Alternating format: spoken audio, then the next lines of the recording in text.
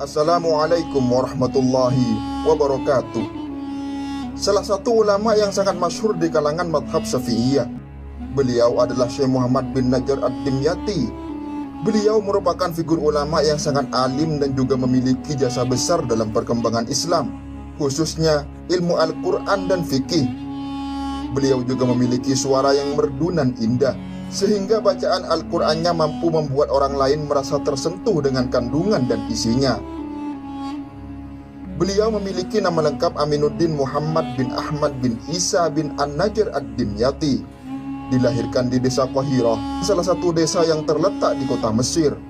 Namun, pada masa pertumbuhannya, ibunda beliau pindah dari desa Qahirah menuju desa Dimyat, salah satu kota yang terletak di Laut Tengah, tepatnya di muara delta Sungai Nil. Menurut salah satu riwayat, Muhammad bin Najjar dilahirkan pada tanggal 14 Zulhijjah tahun 845 Hijriah. Namun ada pula yang mengatakan bahwa beliau dilahirkan pada bulan Jumadil Ula tahun 762 Hijriah. Sedangkan mengenai tanggal wafat beliau, para ulama pun berbeda pendapat. Ada yang mengatakan bahwa wafat beliau pada malam Sabtu tanggal 27 bulan Dzulqa'dah tahun 928 Hijriah. Tapi juga ada yang mengatakan bahwa beliau wafat pada tanggal 27 Dzulqa'dah tahun 929 Hijriah. Di awal-awal pendidikannya, Syekh Muhammad bin Najjar mendapatkan bimbingan langsung dari ayahnya. Ketekunan dan rasa haus akan ilmu pengetahuan sangat tampak dalam diri beliau. Semangat beliau begitu menggelora. Semua ilmu yang dimiliki ayahnya, beliau lahap secara perlahan. Ilmu pertama yang beliau pelajari dan sangat beliau tekuni adalah Al-Quran. Selain belajar kepada orang tuanya, beliau juga belajar kepada guru-guru Al-Quran yang ada pada desa Dimyat saat itu. Di antara guru beliau adalah Syekh Abdul Daim, Syekh Nurul Imam, dan beberapa guru Al-Quran lainnya. Dari guru-guru tersebut, Syekh An-Najjar memiliki perkembangan yang sangat pesat dalam bidang Al-Quran. Bahkan pada usia yang relatif muda, beliau sudah mampu menghafal Al-Quran dan beberapa matan kitab lainnya. Setelah Syekh Muhammad An-Najjar belajar Al-Quran, tiba saatnya untuk mengembara ilmu-ilmu yang lain kepada para ulama-ulama tersohor di kota Mesir saat itu. Dalam bidang ilmu hadis, beliau belajar kepada Syekh Syamsu bin Imad, Syekh Syihab al-Hijazi, dan Syekh Jalal bin Mulakkin. Sedangkan dalam bidang ilmu fikih, beliau belajar kepada Syekh Zain bin Abdul Latif, Syekh Al-Manawi, dan Imam Al-Ubaddi, juga beberapa guru lainnya.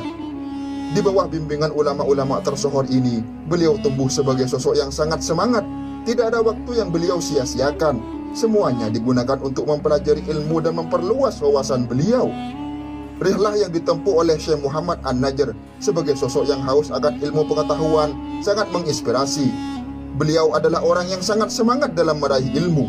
Di samping itu, di bawah bimbingan para ulama, beliau tumbuh menjadi sosok yang sangat cerdas, paham ilmu fikih dengan semua cabang-cabangnya, memiliki rasio yang luas, sehingga sangat mudah untuk dimengerti semua penjelasannya.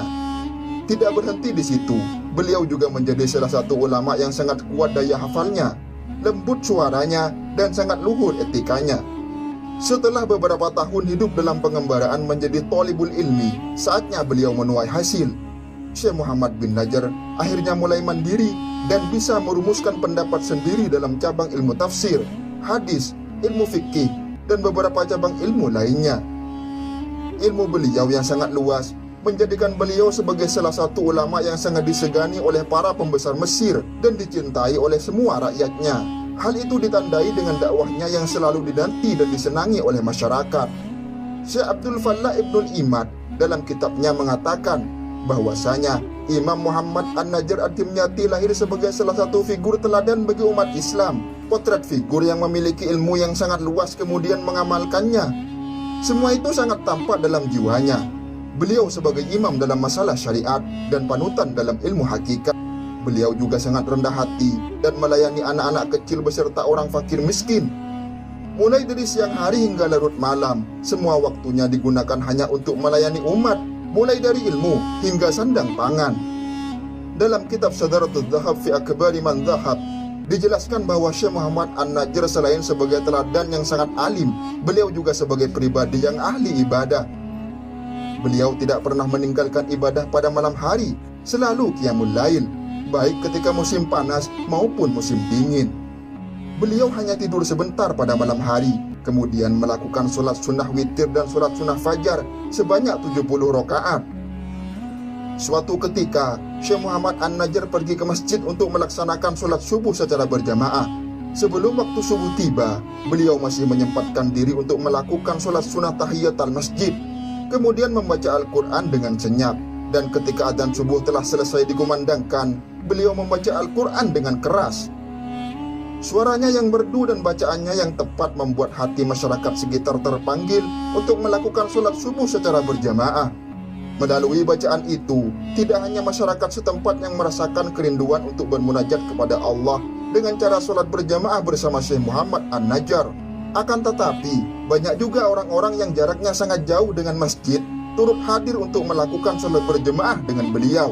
Bahkan, bacaan beliau tidak hanya memberikan bekas kebaikan pada umat Islam, lebih dalam lagi, mampu menjadi jalan hidayah bagi orang Nasrani untuk masuk Islam, sebagaimana disebutkan dalam kitab yang sama, yaitu Syadzaratul Dhahab fi Akbari Man Dhahab. Dijelaskan, marra Nasrani min mubashiril qala'ati yauman fis sahar, fasami'a qira'atahu, faraqqa qalbuhu wa aslama ala yadayhi. Seorang Nasrani lewat di depan daerah yang majemuk pada waktu sahur, maka tak sengaja dia mendengar bacaan Al-Quran Syekh Muhammad An-Najjar. Kemudian hatinya bergetar dan masuk Islam di hadapan beliau.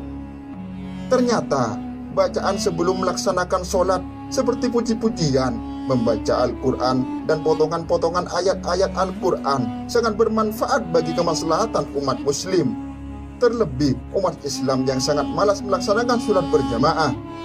Semoga video ini bermanfaat. Wallahu a'lam bishawab. Assalamualaikum warahmatullahi wabarakatuh.